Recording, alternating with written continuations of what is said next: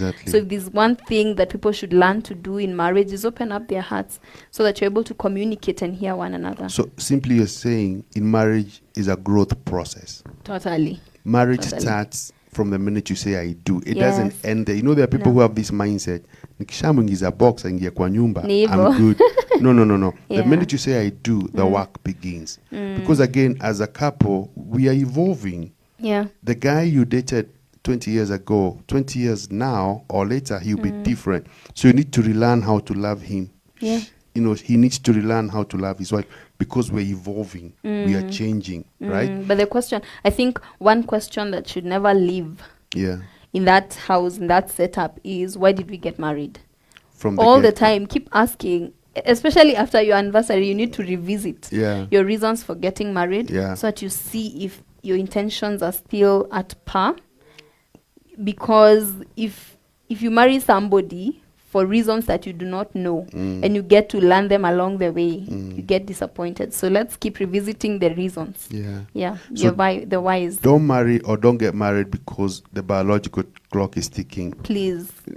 That's the worst kind of reason. Ooh, that's the worst kind of reason. Yeah. Don't even marry or get married because you want to have sex within the context of marriage. You know, because actually you'll find yourself not having it because you're not connecting with that person. I know. You know, so let's get the right reasons for marriage, Yeah. So honestly. purpose is key. Purpose is key. So discover the purpose for why you're marrying that particular person, and every so often revisit Exactly. and make sure you're still on course, isn't it? Yeah, Eh? yeah. This conversation cannot end, I know, and I love it always. isn't it? Yeah. But again, like we say to our viewers, we'll be talking about the emotional and psychological effect of rejection and abandonment, specifically Rose, on the boy child. Yeah. Yeah. Now listen to some few statistics. You know I'm big on statistics. So, by the way, I found this very interesting.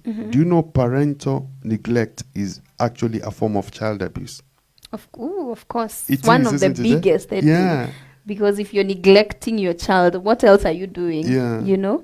Who else can't you neglect? Your Yeah. very own child who you chose. Your own flesh and blood. You know your own flesh and blood. Yeah. Even if at some point you didn't choose to have them. Yeah.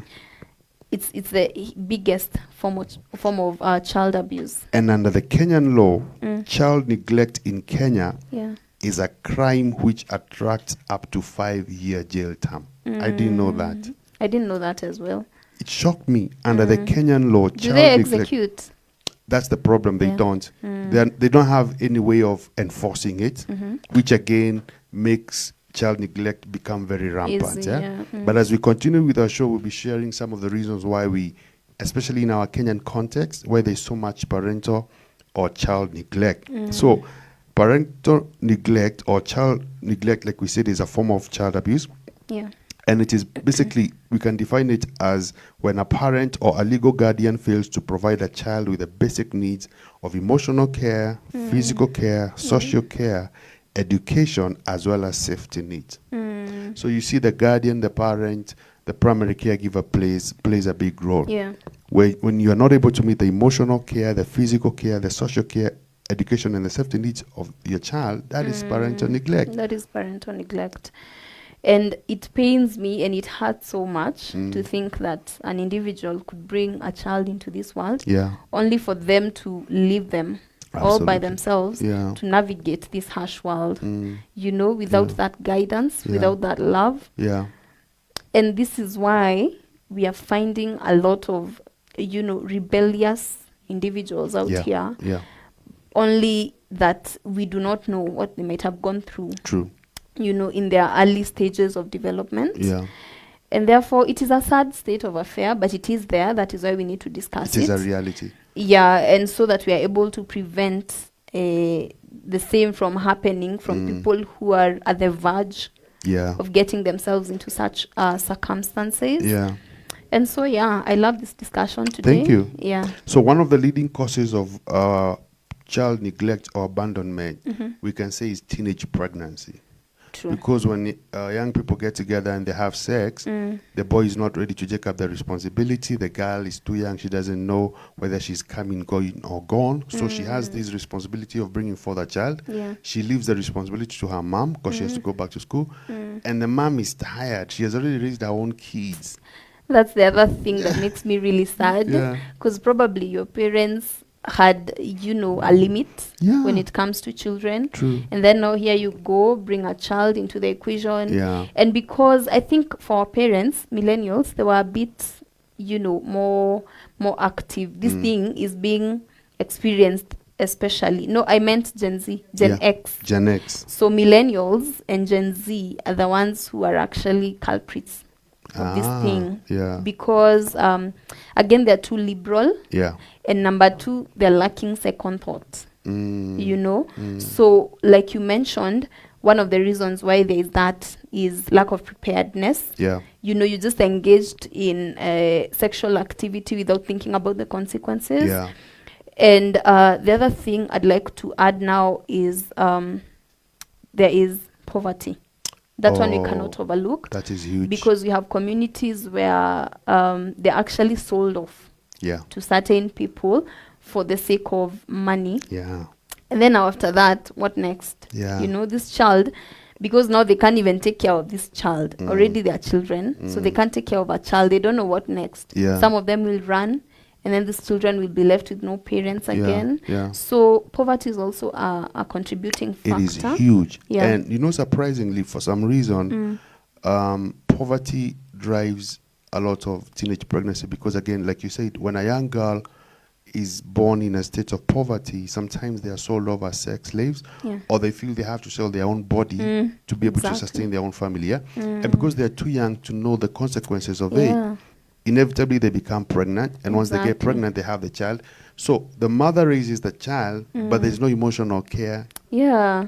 You get to Because something. even if they wanted to take care of that child, honestly, can't. first of all, they're depressed. Why? Yes. Because they did not foresee They did not these plan results. for it. That's Yeah. not what they expected from Yeah. it. Yeah.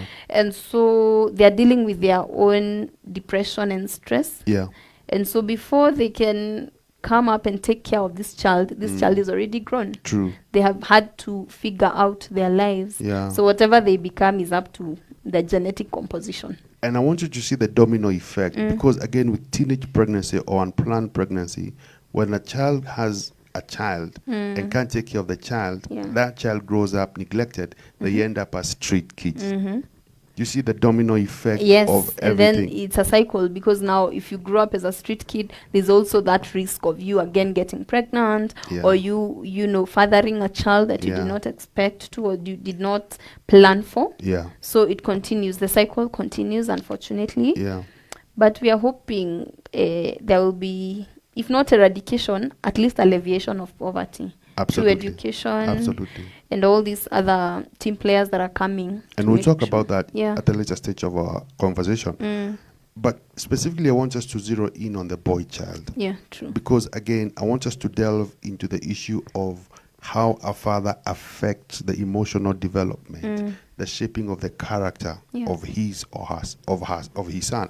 So we know that when boys grow up without their fathers, even though they have a nurturing mother, a present mother, Yeah. there's something the mother cannot give the son, isn't it? For example, we know boys derive their identity from their fathers. From their fathers, true. And especially when they come to the teenage years where they get to face an identity crisis. If the father is not present, chances are that young man will look for an identity in all the wrong places. Of course. So when fathers abandon their boys, their sons, there's such an impact.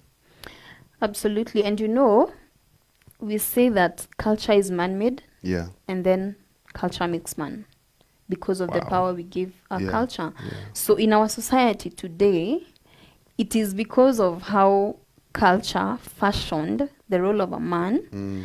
And of course, even the Bible says that the man is the head of the family. Yeah. And when children are born, they bear the name of their fathers. Yeah. So that is where they get their identity, Yeah. and that is where they feel they belong. Yeah. So now here comes a child who does not know their father. And then they go into the society, they go to schools, and first of all, they see children writing their names. At the end of that name, there's a family name, Yeah. which is a father's name. A male And name, here yeah. I come without a father's name, a male name, Yeah. So I know there is a gap already in my mind. Something registers Absolutely. that I'm lacking in something. Yeah. Yeah. And then going forward, now there are other values that a man will instill in a child. That love, that belonging, is different from what a mother brings on board Yeah. and what a father brings on board. True. Actually, most times I think mothers are the disciplinarians because fathers are a bit, they just want to offer that love. Yeah. They just want to offer that protection. Yeah. And so obviously a child will notice Absolutely. that there are certain things that are missing. And because of that registering in their minds that there's a limitation, Yeah. now the concept of insecurity will come in, lack of identity will come in. Yeah. So you'll want to fit in somewhere. And so most of these children, what they do is in an attempt to fit in, they either become violent or they lack the self-confidence. Absolutely. So Yeah. they are either used badly by the people or the society that surrounds them, Yeah. or again they become should I say too apprehensive, Yeah. and then now they are not able again to fit into the society. Absolutely. So it's quite difficult It is for very a child difficult. that lacks a father. What I've noticed when I'm dealing with teenage or rather single mothers and they're raising teenage boys, when their boys get to the age of teenage, sometimes the parents tell me, "Oh, he used to be such a good boy, but now all of a sudden he's rebellious."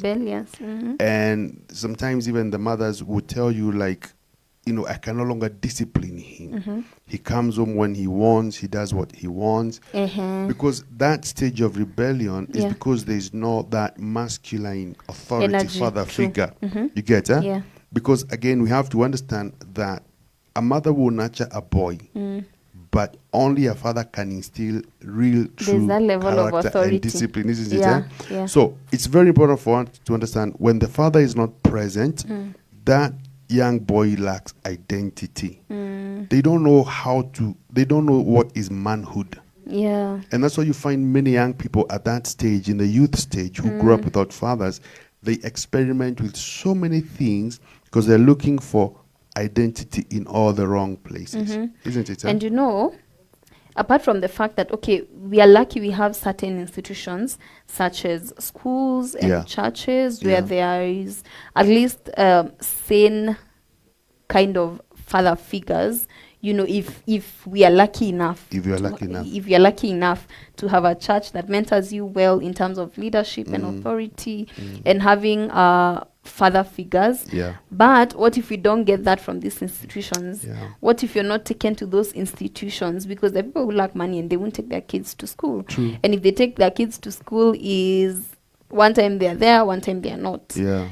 So if in that case there is no a sane father figure, such as uncles and aunties, it's true what you said, that there is a sense of authority that comes with a man that can never come with a woman. Absolutely. Even if a woman is an alpha woman, there's that stability that comes from a man that should never be ignored. Absolutely. Yeah.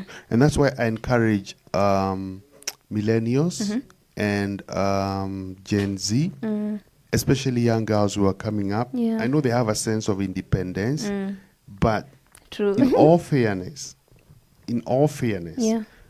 I truly believe, yes, as a single parent, you can raise your child well. I get it. You can earn money, take them to school. But there's a wholeness that comes when you raise a child in a family setup. I can't tell you the number of men that I've interacted with just on a friendship level. Yeah.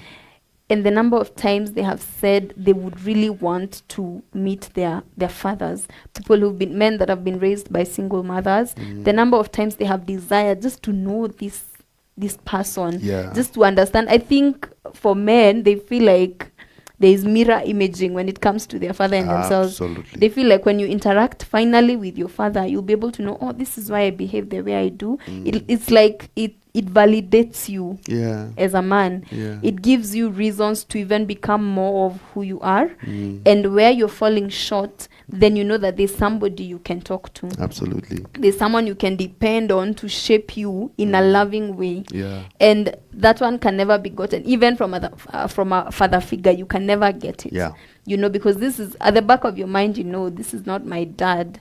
At the back of your mind, you know that even though we interact on a certain level, there's still that level I cannot access, and that freedom I cannot access because they're not exactly my dad. Absolutely. Yeah, so it's important. It is important. Let me give you a specific scenario. When you look at African Americans in America, there's a huge demographic of young black men who grew up without their fathers. Right, raised by single mothers. Surprisingly, when you look at the African American context, many young people growing up, they're angry, violent, into gangs, and watch this, they mistreat their women. Why? Because they didn't grow up in a home where the father would have shown them how it is to treat a woman. So part of the reason, Rose, why we see many young people growing up becoming very violent, verbally, physically, sexually against women, is because they did not have a pattern to follow. Plus, they're trying to compensate. You know, when you have anger issues, you must let them out somewhere. You must vent in a certain way.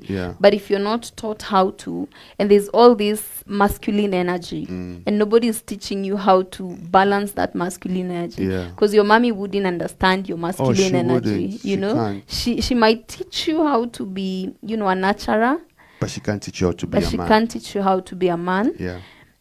And therefore, there's an imbalance. There's definitely an imbalance. And I can see that most Gen Z and millennials are really going for wanting to be single parents. But I can tell you for sure, they're denying their children an opportunity to grow in a healthy family, to grow wholesomely. And they will force their children to have father issues. Absolutely. You know? And when you raise men who don't know what it is to be a man, even when they grow up and they become of age and they're into their own relationship, they won't have a blueprint to follow. So I have this girl in my house, but I don't know how to treat her because I was never taught. So there's a lot of domestic violence.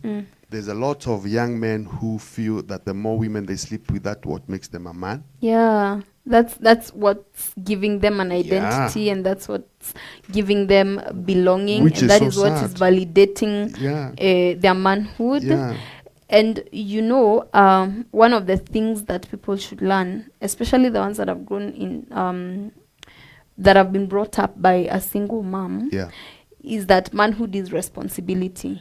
Ooh, come on now. Manhood is responsibility, but where do they learn this kind of responsibility? How do I know, or how does a man get to know, or a boy get to learn the responsibilities of a man if they're not seeing it up close in their very own homes?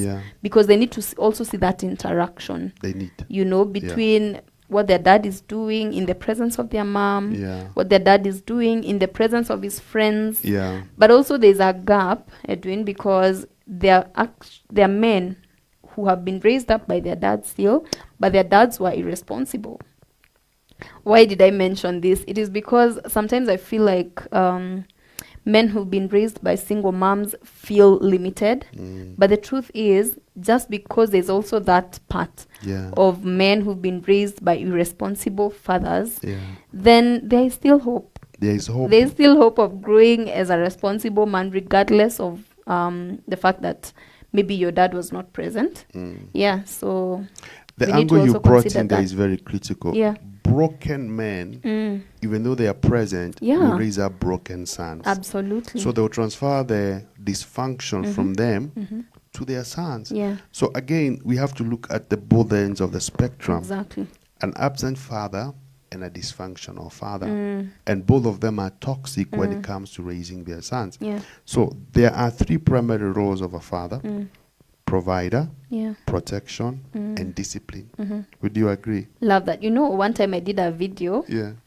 I was trying to feed my grandma's hen. And of course, kulikuwa na jogo hapo, na kulikuwa na the female, whatever. Tunaita hens. So I was feeding them with maize. And I noticed jogoo haikuwa inakula before the hens do the thing.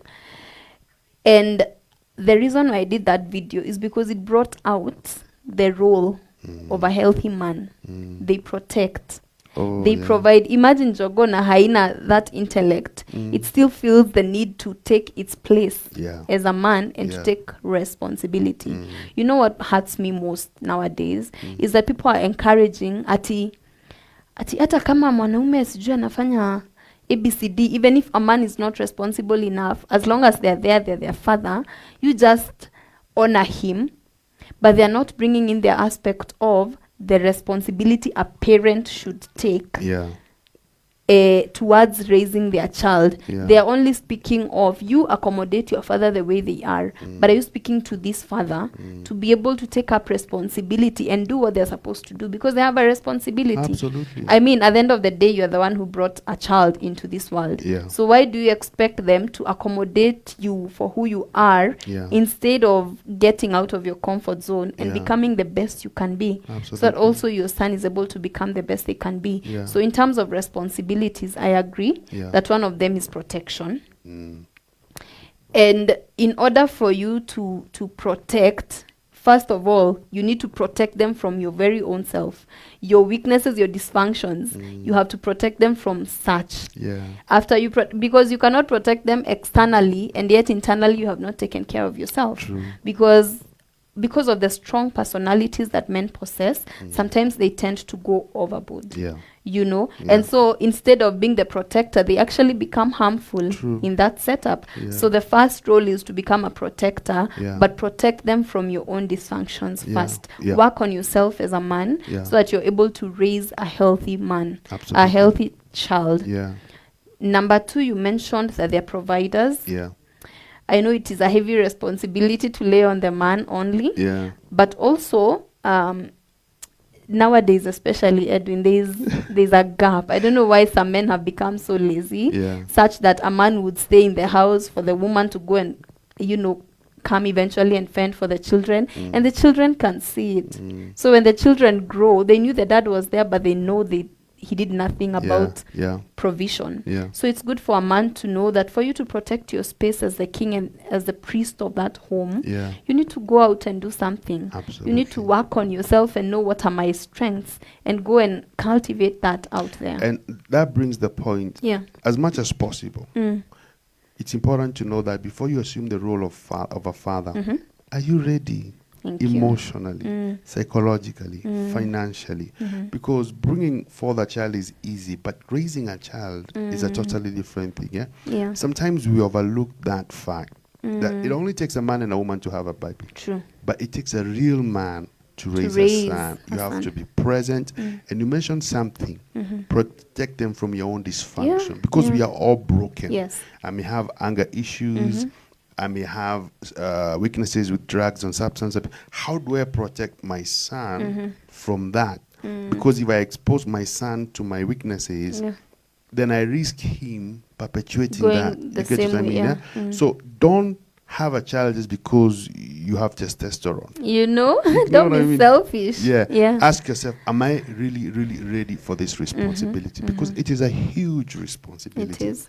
And we need to be able to, you know, just come up to that fact that it is not just about procreation. It's about being there, isn't it? And making sure you are present and that you are assuming these roles: protection, provision, and discipline. Because again, if you do not discipline your son as a father, he will grow wayward.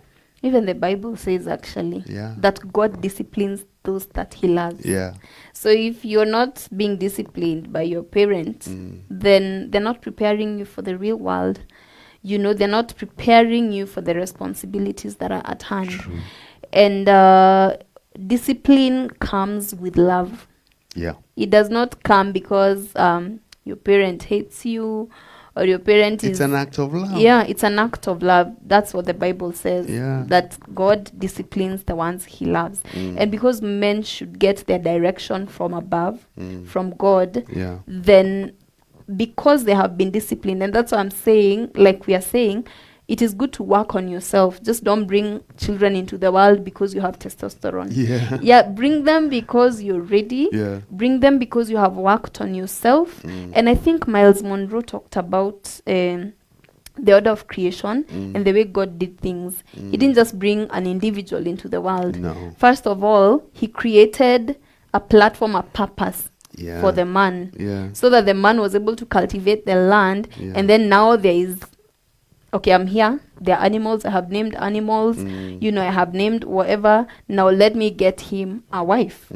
So that now they can work on this whole mission that they have, Yeah. on this whole purpose that they have Yeah. together. Yeah. So people have upset that order Yes. that God put into place. Yeah. A man just wants to get a wife, and then they get children out of jokes and out of, irresponsibility. And then they bring children that they cannot raise wholesomely. Yeah. And then they separate because they cannot agree on so many things, Yeah. because they did not take time to follow God's order. Yeah. So it is important for men to know the order of creation. I love that. Yeah. I love that. And there's something I want to mention, which is a thorn in the flesh Yeah. for most people, but I want you to see from my perspective the issue of polygamy. Genesis 1 and 2, Yeah. man had not fallen. So in the idea of God, it was one man, one woman. Polygamy came after the fall of man. After the fall of So man, due to in our sin. in our constitution it is allowed, and there are men who feel, because I'm financially able, I can have more than one wife. I get it, but are you emotionally available for each and every child? Because the thing about monogamy, it allows you to be available for all your children. But if I have 2 wives and every wife has 4 kids, to be honest, I'm one man. Thank you. So that means, yes, I'm able to provide for them financially. I can pay their school fees because maybe I'm wealthy. But there's a gap. There's a gap. How do I take time for each and every one of them? And even not just for the kids, for the wives. So polygamy, yes, it's allowed culturally and in the constitution. But really from a God perspective, It does not work. originally, It's against. it wasn't supposed to be. Yeah. I know Abraham was and others were, but that was after the fall. Even the economy now, Edwin. Imagine. Where is the space to get 3 wives, honestly? Where And do so you that start? you have 1 million kids. For African traditional society, what they used to do, those African men, what they used to do is that they had big portions of land. Their wives could till the land, and there was a lot Large of food. flocks, herds. They had herds of cattle, and so it was maybe easy, but also emotionally, these parents are not there for the Absolutely. kids. But now we know better. Right now we know the need to actually sit your kids down, be able to talk to them, and so that we continue to propagate a culture where healthy families are being formed. It is no longer about how many children you have, Edwin. No. People say for posterity. But you see, if you're able to raise that one person who is healthy, the community will grow in a healthy way. Absolutely. So that idea ya kitambo ya I need to have many kids and so that my name can continue, In I our don't see modern day, it continuity doesn't there. work. Yeah. Because what's the point of having 10 sons and then you have neglected like 7 of them? They're lost in addiction because they cannot be able to access their father. Yeah. The only way they can access their father is drinking themselves to death so they can come and talk to you. How is that? Where is your posterity there? It's not there. Yeah. Yeah. It is important to manage the number of children you're having and be present for them. Quality over quantity. Yeah. I truly believe that. So yes, like I said, the constitution allows polygamy, cultures allow polygamy, well and good.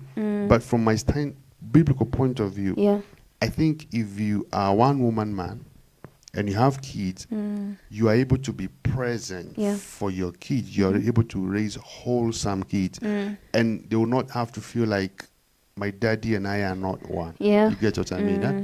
So again, that's another discussion for another day. So the issue of discipline is key. Because if a father is not present to discipline that boy, the Bible says, foolishness is bound in the heart of a child, but the rod of correction will drive it far from him. So when a father is there, he's able to say, we don't do that here. This is what we do. This is how you treat a woman. This is a responsibility for a man. You come from school, you do A, B, C, D. So you're teaching him life skills, so that when he becomes of age, he will know what to do with his own family and how to raise with his own children. But if a father is not there, the man, even if he gets married, he will not know what is responsibility. You know, So because there has not been any blueprint. He'll think, I can have as many women as I want, because just because I can do it. And that doesn't help, isn't it? So it's important for us to understand that. So Rose, getting on, what are some of the signs of a child or a boy who has rejection and abandonment issues? One, I have written in my notes, that person is overly sensitive to criticism. When you have abandonment issues. And the reason I think they're overly sensitive to criticism is because already there's something they're battling within themselves. That like lack of identity. And insecurity. Insecurity. So in case you mention something, it's probably something they're struggling and battling with. They're wondering if they're enough. They're wondering if they belong. So you come and criticize them, and already they have battles within themselves. So the easiest way to do is become angry at you, is go, the negative way of dealing with things. They do not know anything to do with communication, because who did he communicate with that could relate? So the easiest thing is to get angry and become violent in extreme cases. So yes, of course, being overly sensitive to criticism is one of them. And again, there is the issue of shyness. You'd actually meet men who are very shy and yet very gifted. But they're afraid of expressing because they're not sure. That stability, that identity, again, that sense of belonging is not innate. No one affirmed them. I love that. So because no one was there to tell them, this is actually good for you, they tend to shy away from, and that is why, by the way, I know men who struggled with getting wives. And that is because of identity issues. So you find men who are very shy. There are men, because of rejection, abandonment, they are afraid of asking a girl out, what if she rejects me? And then I go through double tragedy. So they want to, but they are so caught up in fear. There's trauma. And abandonment issues are real. Many men are struggling with them. So especially when it comes to anger, some men are angry because it's a defense mechanism to shield the fact that they are very insecure. They're very insecure, and they actually need help. They actually need to feel loved, but who was there to love them? All they knew to do from the beginning is fight to exist, fight for survival, fight to convince people that I am worthy and I also belong somewhere, And because identity mostly in men, not even in women, mostly in men, is drawn from their fathers. If you don't have a father, you definitely will struggle with existing naturally. Because people, first of all, you're sort of naked. People know, okay, baba yake ako happy. So they can do whatever they choose to do with you. So you develop defense mechanisms to be able to survive. Well, it's funny how it works the opposite sometimes, that some men who've been brought up well by their daddies, instead of growing to become healthy individuals, now they become irresponsible individuals. Why? Because they're looking back to the help from their fathers, which should work the opposite. But we are saying if we have healthy fathers raising sons, then we should be able to have sons who are able to take responsibility, who are able to be confident in who they are, and get wives, get families. Some people are not actually getting wives, and they could be very healthy partners just because of that identity thing. But it's important also to mention to such men that if you are not able to be raised, if it was not possible for you to be raised by a father, then you have a father in heaven. Come on now. Who is actually looking, taking care of you. And you know what happens when, in case a child loses their mother, their father, God steps in a major way. So there's no point of feeling like you do not belong somewhere. He's able to provide. Amen. I love that. Now we're going to take a short commercial break on that note, and then we'll be back after 5 minutes with our show.